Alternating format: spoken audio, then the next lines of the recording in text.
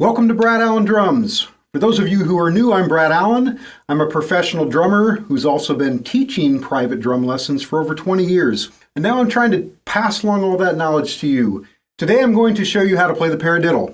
This is a simple rudiment to learn. It's fun, and it'll help you to develop more stick control as well. Speaking of stick control, I have a gift I'd like to send to you as a thank you for watching the video today. I have 10 of the best exercises for speed that I've created. And these are the same type of exercises that helped my student Matthew Lam win a fastest drumming hands competition 2 years in a row. Just follow the link in the video or in the comments below. Okay, the paradiddle's played like this. Right, left, right, right, left, right, left, left, right, left, right, right, left, right, left, left.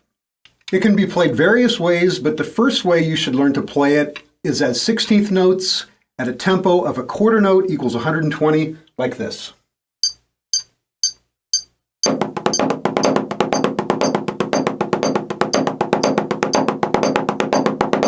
That rudiment consists of 3 types of strokes: a downstroke, an upstroke, and a tap.